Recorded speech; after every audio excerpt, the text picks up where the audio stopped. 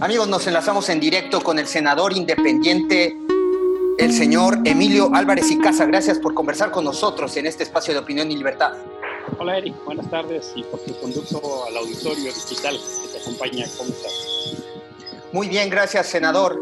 Justamente, ¿cuál es su lectura hoy en este momento donde se esperaba un momento verdaderamente crítico en la República Mexicana por esta pandemia COVID-19 que ha verdaderamente impactado nuestra sociedad y nuestra economía? ¿Cuál es el momento, cuál es la lectura en este instante? Mira, Eric, pienso yo que hay ya 5 crisis que se han conectado. Se ha conectado, por supuesto, una crisis sanitaria, una crisis de salud, producto de esta pandemia global. Ha conectado ya con una crisis económica. Hay una devastación en nuestro país de cientos de miles de empleos y en el mundo de millones más. Lamentablemente conectó ya con una crisis de seguridad. La delincuencia, el delito, el crimen no están en cuarentena.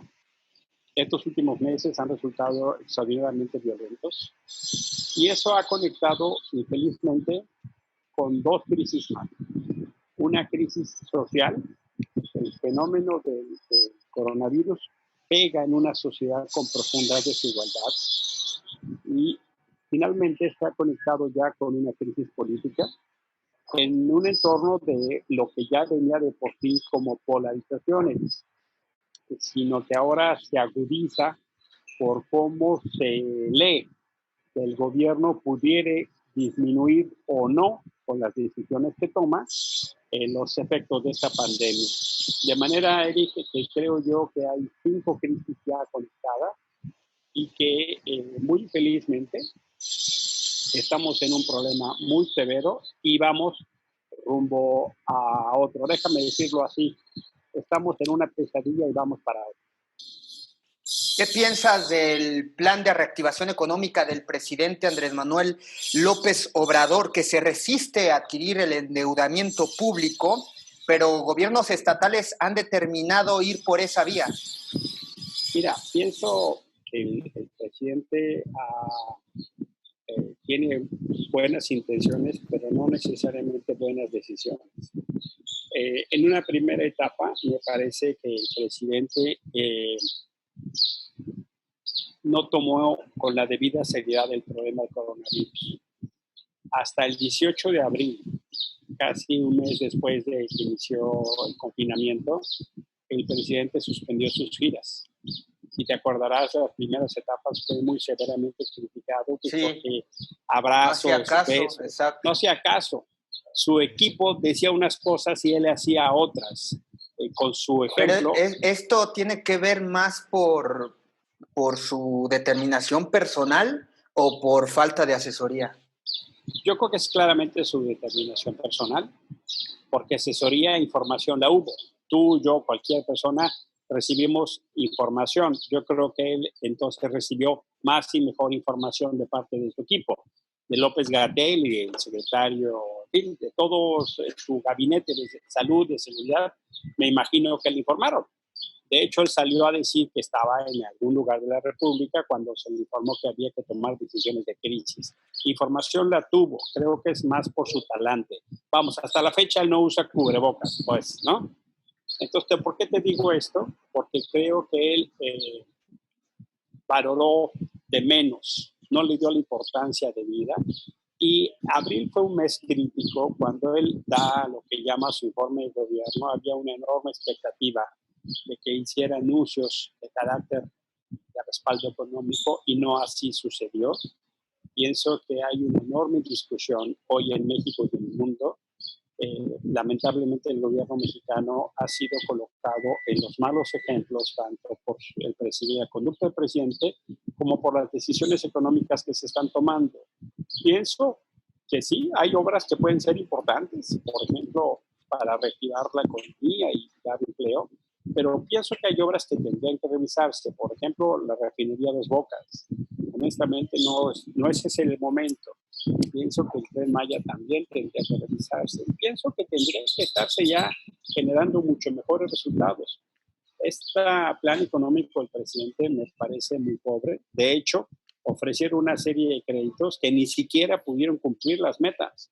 Ofrecieron 1 millón de créditos y no entregaron ni la mitad de ellos. Algo falló. Pero no está mal ofrecer créditos. No, eso está muy bien. Eso está muy bien. Al contrario, es lo que hay que hacer. Y hay que apoyar las cadenas productivas antes de que se rompan, Y yo pienso que en algunos casos, si es necesario endeudarse, hay que endeudarse. El tema es que sea una deuda de utilidad pública y no de beneficio privado, como pasó en algún momento. Pero la deuda per se puede ser un instrumento muy valioso, Eric. Para inversión pública. Por supuesto, para generación de empleo y de riqueza, de valor agregado, pues. Eso lo ha dicho, mira, Chile, por ejemplo, para no poner otros ejemplos que nos quedan muy grandes respecto al tamaño de la economía, como Estados Unidos, país europeo. Chile, Colombia, han invertido cerca del 7% del Producto Interno Bruto y han generado mecanismos de deuda para contribuir a la generación de riqueza, apoyando a las pequeñas y medianas empresas. El caso mexicano no ha sido así. ¿Y por qué es esto grave? Porque las micro, pequeñas y medianas empresas le dan trabajo entre 7 y 8 de cada 10 empleos.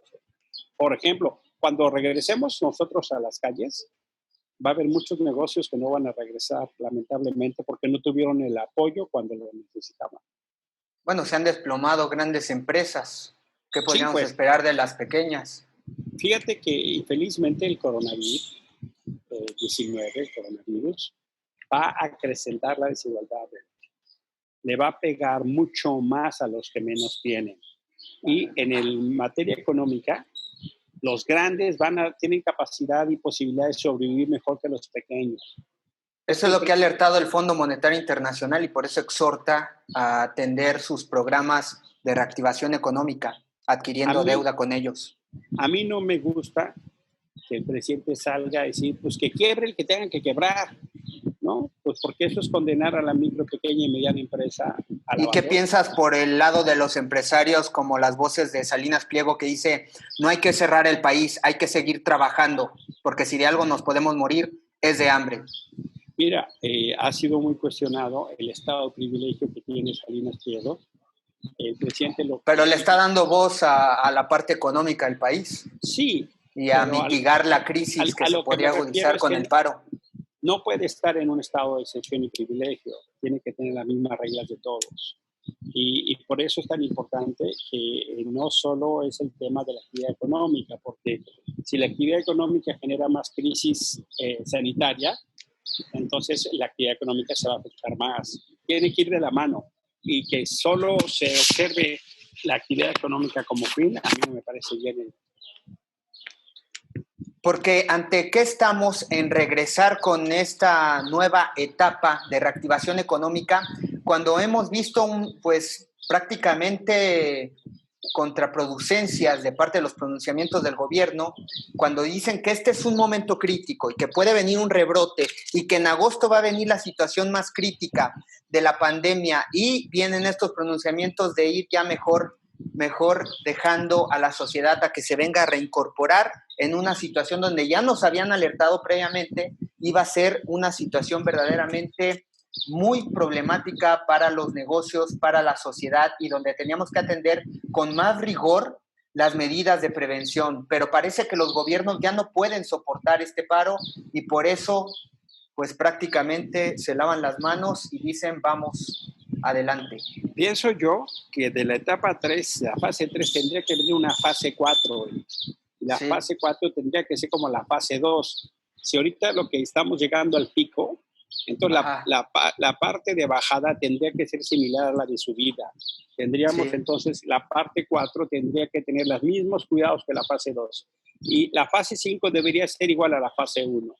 De manera que cuando regresemos gradualmente a la dinámica económica, no tengamos otra vez posibilidades de contagio y vaya para arriba, generando más muertos, generando más enfermos y generando la posibilidad de atrasar aún más la nueva normalidad que le llaman.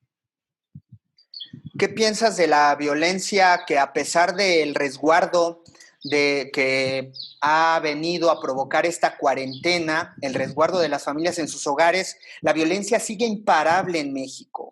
En estos meses de cuarentena se ha disparado como nunca. Siguen los asesinatos. Tenemos registrados prácticamente ya 50,000 asesinatos justamente desde el inicio de esta administración pública encabezada por el presidente Andrés Manuel López Obrador. Esto es parte de esta inercia que comenzó desde aquellos sexenios del Partido Acción Nacional a nivel federal, que después se agudizó con una guerra contra el narcotráfico de forma brutal y contundente, que además pues nos vislumbró y nos evidenció una fallida estrategia para resguardar la seguridad pública, para fortalecer las policías municipales. Es parte de esta situación que se vive ahorita de la inercia que dejaron estos gobiernos. Pienso que sí, pienso que el gobierno de Andrés Manuel López Obrador, aunque ofreció una política de seguridad distinta, en realidad está haciendo lo mismo, pero acentuado. Pienso que los resultados que tú comentas anotan un fracaso en las estrategias del gobierno de López Obrador. Había grandes expectativas y había grandes esperanzas de que este gobierno hiciera las cosas distintas. Pero este gobierno justamente sí se enfocó en atender que se acataran las normas de derechos humanos para atender la seguridad pública. Pues mira, ese es el discurso, no es esa la realidad. Este gobierno tiene instrumentos legales como no ha tenido otros, por ejemplo, la decisión del Congreso de ser una guardia civil, una guardia nacional civil, no se hizo así. Civil y no militar. Y se hizo una guardia militar. Pero está decretado.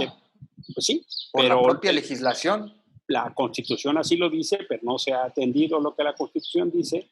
Se le han dado herramientas como a nadie se le dieron, y me parece que este gobierno ya tiene responsabilidad clara en estos números que tú estás... Pero ¿por qué no se lleva a la práctica? Porque el presidente no lo ha querido hacer así, y ha habido una enorme disputa y controversia para que atienda lo que así se refiere. El presidente ha referido que, aunque se le acuse de militarizaciones, va a seguir adelante, y eso es uno de los temas de desencuentro entre algunos legisladores y la política pública del presidente. Pero ese era el riesgo, ¿no? Ir retirando las Fuerzas Armadas de forma gradual hasta que se recuperara la paz social. Porque las policías municipales están corrompidas. Y las estatales. Entonces, lo que acordamos es una estrategia de 5 años para ver cómo se iban a fortalecer las policías civiles, no como pretender solo que con la vía del ejército se resuelva el problema, porque eso no lo ha resuelto en años anteriores. Y justamente estamos viendo que la misma estrategia que utilizaron Calderón y Peña, y para mí eso es un indicador de que increíblemente pues Andrés Manuel López Obrador le viene a dar la razón histórica a Calderón y Peña, y justo nos ofreció lo contrario en campaña. Pero era verdaderamente una odisea cumplir un resarcimiento de la violencia en tan solo un año más. Pues sí. Dejaron un problema muy grave. Nos dijo primero que requería 6 meses y luego pidió otros 6 meses más, ahora ya ni de tiempo habla, ¿no? Entonces, lo que quiero decir es que a veces de candidatos se ofrecen cosas muy ligeras, se dicen cosas muy atractivas, pero ya no es lo mismo estar en gobierno como ahora lamentablemente estamos viendo. Y también hay cosas que uno se pregunta. ¿Qué necesidad de ir a saludar a la mamá del Chapo, por ejemplo? ¿Qué necesidad de tener un discurso tan duro y no tener detenidos o no tener acciones concretas contra los cárteles, ¿no? Vemos a los carteles repartiendo despensas, vemos a los carteles haciendo acción social que tendría que estar haciendo el gobierno. Una y burla. Uno dice, ¿de qué se trata? Vimos el operativo de Culiacán con el hijo del Chapo, fue un desastre. ¿Cómo así? O sea, ¿cómo que intervienen de esa manera y lo acaban liberando porque generaron más riesgo para la gente de Culiacán? Perdón, pero eso fue un verdadero desastre.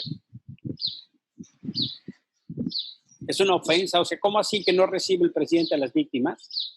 No recibe a Sicilia, no recibe a los Rebarón, y sí va a saludar a la mamá del Chapo. ¿Cómo así? A mí me parece, Eric, que eso es inaceptable, te lo digo honestamente. ¿Cómo le pega a los migrantes esta situación? porque hemos visto que temporalmente, al menos en este periodo de la pandemia COVID-19, le ha favorecido a los gobernantes que estaban verdaderamente en un conflicto con la migración, que ya no querían la migración y que además era sustento de su discurso político para ganar adeptos en el poder, como pasó con Donald Trump en los Estados Unidos de Norteamérica, con Emmanuel Macron en Francia, con Angela Merkel en Alemania, por supuesto en Italia. La migración era un problema para los países que ostentan más poder en el mundo, y esto vino a mitigar como nunca la cifra de migración aquí en el continente americano, al menos.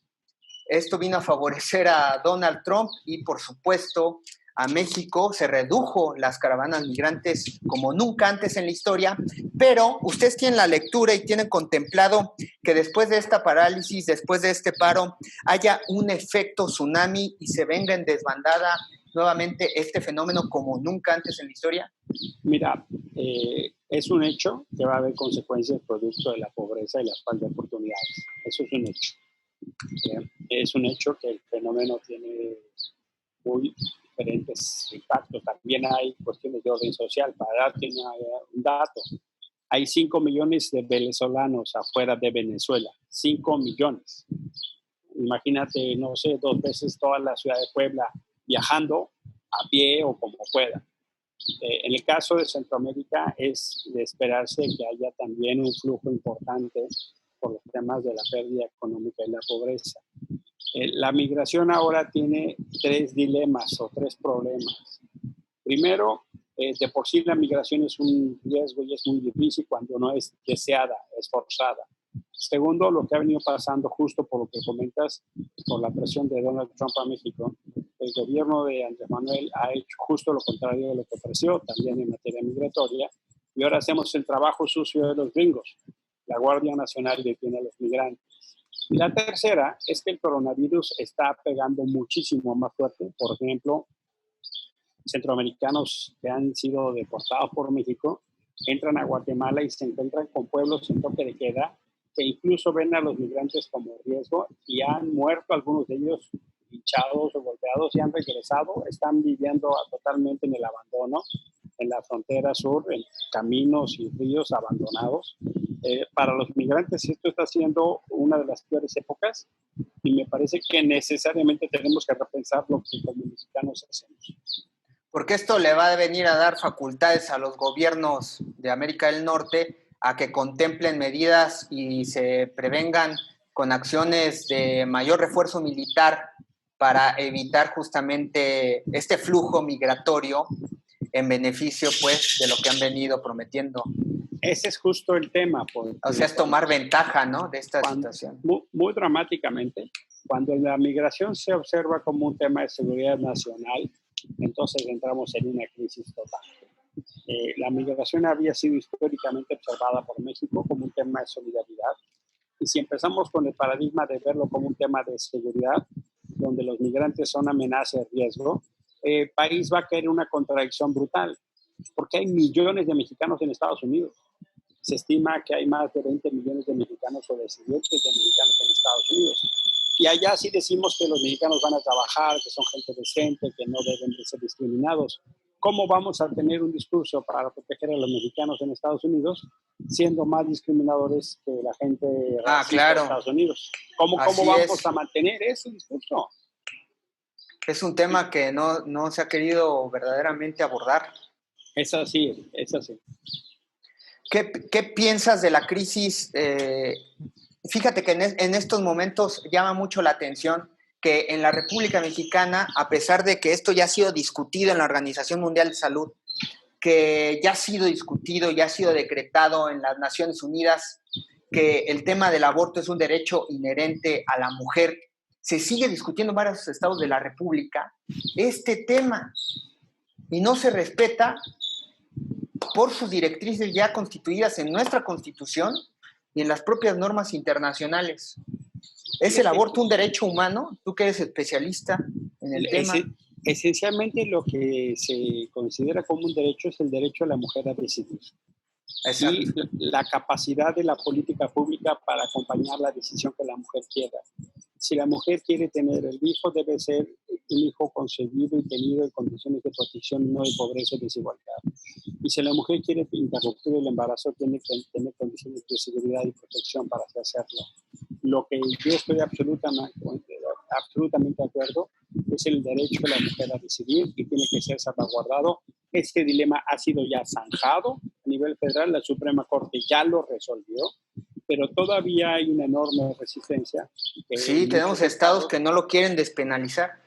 Siguen en la manera más equivocada, creen que penalizando y metiendo a la cárcel a las mujeres que son víctimas, que están en esta condición, van a resolver el problema, y eso es un absoluto error. Lo único que hacen es acrecentan el problema. Así es.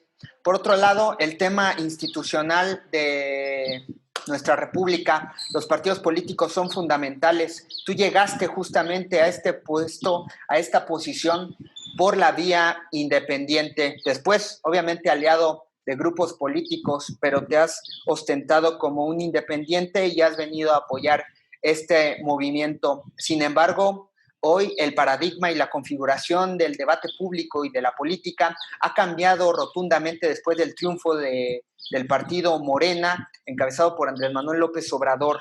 Pero hoy uno de los temas que tenemos que discutir es el tema de la detención de Genaro García Luna, que ya estábamos platicando y abordando el tema de las consecuencias de esta política, de esta estrategia fallida en seguridad pública que quedó en evidencia ante todos, que fue una repercusión, una consecuencia con la que tuvo que lidiar el presidente Enrique Peña Nieto y con la que ahora tiene que lidiar el presidente Andrés Manuel López Obrador. Se detiene a Genaro García Luna, pero al tiempo se viene consiguiendo a fuerzas, se viene consiguiendo el registro del partido de Felipe Calderón, México Libre. ¿Qué piensas al respecto con esta detención? Porque no deberían darnos garantías y certidumbre las instituciones que están al resguardo de la democracia en México, como son los institutos electorales, de que no hay dinero ilícito ni que este partido político está sirviendo a fines del narcotráfico. Fíjate que a mí me extraña que solo se esté haciendo una investigación de García Luna en Estados Unidos. Exactamente. Yo no sé por qué el gobierno mexicano no hace una investigación y se deja que solo lo hagan en Estados Unidos. Pues ha anunciado Santiago Nieto que ha estado detrás de todos estos actores, ¿no? No basta eso. Yo no entiendo por qué se dice nada más que las investigaciones en Estados Unidos. Cuando García Luna era secretario en el gobierno de Calderón, surgió el movimiento por la paz con justicia y dignidad. Y nos dimos cita con Javier Sicilia y miles de personas en el Zócalo. Y en el Zócalo pedimos la renuncia de García Luna justo por eso. Había múltiples denuncias de corrupción, de abuso, de comportamientos indebidos. Y no fue investigado. Desde 2011, hace 9 años lo dijimos. Yo esperaría que todas esas denuncias en México sean investigadas. No entiendo por qué el gobierno de López Obrador se espera nada más a lo que pase en Estados Unidos. Y creo que sí, creo que tendría que ser investigado, y en su caso, por supuesto, considero que Felipe Calderón también. Me cuesta mucho trabajo creer que él no hubiera sabido muchas de esas cosas, honestamente lo digo. La revista Proceso documentó cualquier cantidad de indicios de corrupción en esta materia, y por supuesto que eso debería ser motivo de investigación para el registro del partido de Felipe Calderón y Margarita Zavala, porque no puede haber bajo ninguna... Oye, además están sustentando este movimiento político en las firmas que ya había recopilado Margarita Zavala, donde surgieron varias falsas. 800,000 firmas falsas, Eric. Y consiguió el registro. Cuando fue candidata a la presidencia de la República, nada más. Exacto. Y eso honestamente fue una burla. 800,000 firmas falsas, y la castigaron con 4,000 pesos de multa. Honestamente me parece que con ese nivel de fraude, de engaño y pues sí, de fraude a la voluntad de la gente, tenía que haberse dado una sanción mucho más fuerte. Y si esas cosas están pasando en México Libre, Hombre. Ay, ¿qué pensar de un expresidente que ya tuvo información confidencial, todo el aparato del Estado Mayor Presidencial a favor y está usando esos nexos de poder, ese legado, esa información de la cual los presidentes son privilegiados en tener y en poseer para la toma de decisiones y ahora la usan con la intención facciosa de seguir queriendo estar en el poder? Necesariamente tiene que ¿Qué tipo de república? de dónde se salió el dinero para la construcción de ese partido. ¿Cómo se pagaron esas asambleas? ¿Cómo se pagaron? Exactamente. Esos? Y eso es lo que está tiene que ser investigado a fondo, honestamente. ¿Qué está en debate en el 2021? Después de esta pandemia que, pues... Tenemos un parteaguas importante en una disputa electoral que no tiene precedente.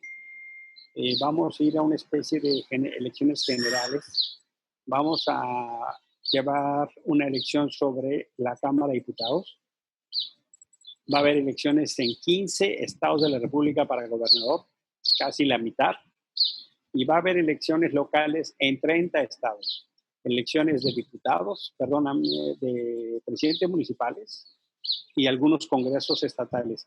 30 estados de la República van a tener elecciones, no solo las elecciones de la Cámara de Diputados, y va a ser otra reconfiguración del mapa de México. ¿Piensas que va a cambiar drásticamente nuevamente? Yo pienso que sí, pienso que va a haber resultados distintos a los que tuvimos en el 18. Andrés Manuel no va a la boleta, él intentó ir a la boleta por el tema de la revocación del mandato. En el Senado impedimos que eso pasara porque no era correcto.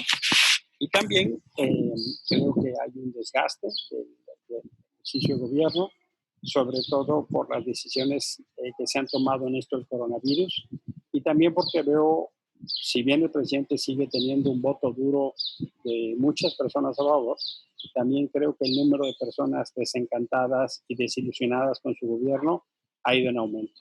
Y creo que vamos a tener entonces una elección de medio término muy importante. Yo espero que Morena no tenga la mayoría en la Cámara de Diputados para que entonces tengamos contrapesos y podamos generar un proyecto de nación que incluya a todas y a todas las voces, no solo la del presidente. Puede ser una reconfiguración para volver a dimensionar la democracia en México, dándole voces a miembros de la oposición. Pero tú ves a los protagonistas en esta dinámica política, ¿va a ser los otros partidos PRI y PAN? Veo que va a haber una muy importante batalla en lo local. Las presidencias municipales es lo que a la gente le importa mucho porque ahí vive. Sí, y creo que cada vez hay más fenómenos donde la gente se fija en candidatos y no en partidos. Creo que vamos a ver muy nuevos liderazgos en lo local y creo que va a haber disputas en los estados muy importantes, muy interesantes. Y creo que entonces la Cámara de Diputados, la gente no se fija tanto en el diputado, sino en el partido. Ahí creo que son de distinto nivel. Y creo entonces que también la oposición tiene que asumir el dilema, tiene que reconocer las distintas oposiciones los errores que cometieron, porque si no, no van a superar la pérdida de confianza que han tenido de los errores que cometieron. Pero lamentablemente vimos justamente cómo se infiltró el crimen organizado en las esferas políticas y nuevamente seguro van a tener alguna incidencia. ¿No crees? Porque vemos varios territorios controlados por ellos. Es así. Fíjate que en Colombia, por ejemplo, llegó a haber momentos muy serios donde el narco controlaba territorialmente y los gobernantes y representantes eran de ellos. Sí. Me parece que Pablo Escobar llegó a ser senador, ¿no? Por diputado. Ah, sí. Fíjate que por eso creo que tenemos que tener muchos controles mucho más severos de todos los partidos. Exactamente. De todos. Pero no se ha visto es muy grave, porque si el narco paga, el narco manda. Y eso lo que va a hacer es que el problema va a seguir escalando. Hubo incluso candidatos de Morena que llegaron estando a la cárcel. En Morelos se dio algunos casos. Por Fíjate. eso me refiero a todos los partidos. E incluso habrá que ver, yo creo que y eso es un dilema para los partidos políticos, cómo abren sus filas para gente ciudadana que no milita en los partidos. Ese es mi caso, como tú mencionabas. Yo no Sí. soy militante de ningún partido, pero fui apoyado por varios de ellos. Y creo que los partidos tienen que poner su registro a disposición de liderazgos ciudadanos y civiles. Exacto, pero tiene que haber voluntad política, Tiene que haber porque esa quieren voluntad. resguardar siempre en sus grupos, sus Y eso, pandillas. si quieren recuperar la confianza, tienen que Sí, abrirse a la gente. sí, porque hoy hay una terrible credibilidad frente a la ciudadanía. ¿Tú tienes algún papel que quieras jugar justamente en este periodo electoral? ¿Vas a apoyar algún movimiento? Mira, yo estoy electo por 6 años, voy a estar como senador todo este gobierno, pero sigo en la iniciativa ahora, y en la iniciativa ahora que está presente en todo el país, Sí. vamos a apoyar liderazgos civiles, bien o candidaturas independientes, o bien en alianzas con expresiones políticas que garanticen una agenda ciudadana de transparencia, de honestidad y de construcción ciudadana. Sí vemos interés en apoyar liderazgos locales, por ejemplo, en San Luis Potosí tenemos mucho interés de apoyar a gente como Javier Nava. Sí tenemos mucho interés ¿Pero en él va apoyar. por la vía independiente o tú vas a Él, apoyar él es al gobernador, partido que sea? él es presidente municipal ahorita. Sí. Yo no sé quién vaya a postular a Javier, pero yo en Javier tengo una enorme confianza. Además es nieto de Salvador Nava. Vamos a ver cuál es la fórmula, pero creemos, por ejemplo, en San Luis Potosí toca apoyar a Javier Nava. Tenemos compañeros que están en Nuevo Okay. León, tenemos compañeros en Morelos, tenemos compañeros en la Ciudad de México. Y lo que hicimos en el 18, Eric, fue justo eso. En algunas estrategias nos fuimos por independientes, en otras nos fuimos en alianzas, a partir de una agenda pública y de compromisos públicos, y probablemente eso vamos a repetir. A nivel federal, mi objetivo tendría que ver para sumar, para que Morena no fuera mayoría en la Cámara de Diputados. Ok. ¿Qué piensas de este prácticamente trienio que ya pasó con Andrés Manuel López Obrador? ¿No crees que le faltó altura política a los institutos porque se centraron más bien en buscar desprestigiarlo de forma personal, atacando a su persona y no elevando la altura del debate público? Mira, la verdad es que... Porque lo tuvieron prácticamente para ellos, porque Morena se dedicó a resolver sus conflictos internos y no incidió verdaderamente en respaldar al presidente, prácticamente se quedó solo contra la oposición. En su guerra civil, ¿no? Mira, aunque parezca mucho tiempo, Eric, apenas va la mitad, año y medio. Falta todavía año y medio el primer trienio. No, lo que pasa es que hemos vivido muchas cosas con una enorme intensidad. Sí pienso... Pero ha quedado la intención, ya prácticamente la leemos. Sí pienso que la oposición tiene que dar un brinco cualitativo, sí lo pienso. La oposición tiene que entender los errores que cometió, tiene que reconocerlos públicamente, tiene que acercarse para poder reconstruir la confianza.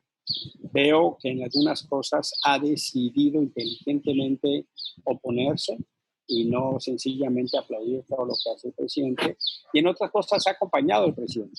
No es sencillamente decirle no a todo, pero sí me parece, y creo que eso es importante, que el término de polarización que el presidente promueve todos los días no ayuda a nadie. Que desde el Palacio Nacional se siga polarizando con esta cosa de los fifís y los... Oye, pero no ayuda. Siempre funciona divide y vencerás, ¿no? Sí, pero entonces pienso yo honestamente que el presidente es más un jefe de campaña que un jefe de Estado. Y eso no nos ayuda. No nos ayuda. ¿Algo que quisieras agregar, Emilio? Quiero antes de cerrar comentar dos cosas. Sí. La primera es que esta pandemia le pega mucho más a la gente que no tiene. Y les invito a sumarse a la campaña que estamos haciendo para ayudar a las familias de personas desaparecidos.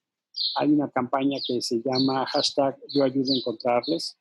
quien quiera sumarse y apoyar a estos colectivos de madres que son gente admirable, que el coronavirus las tiene en situación dramática, que no pueden pagar tratamientos contra el cáncer, o gente con leucemia, o gente que ha ya perdido familiares por el coronavirus, se puede meter a la página de la iniciativa eldiadespués.mx, eldiadespués.mx, y ahí pueden ver, son 41 colectivos en lo largo y ancho del país a los que pueden ayudar con comida, con alimentos, con medicina, con dinero. Ahí vienen los contactos de las personas a las que ustedes pueden ayudar.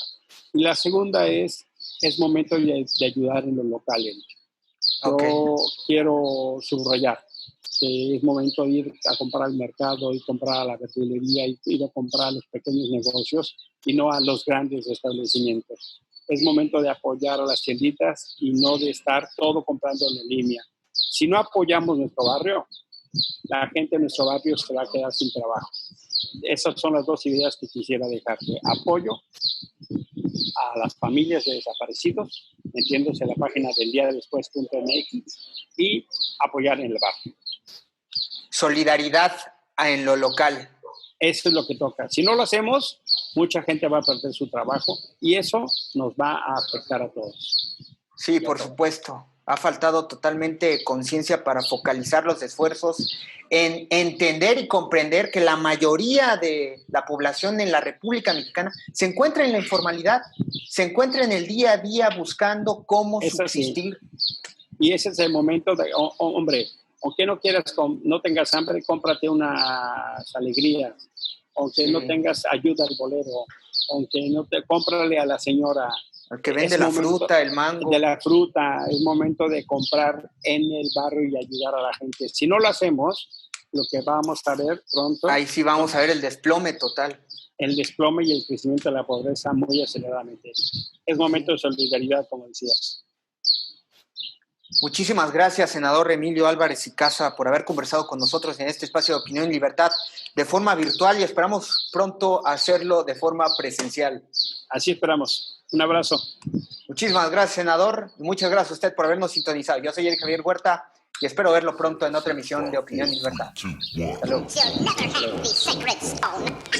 Oh, this you crazy mother.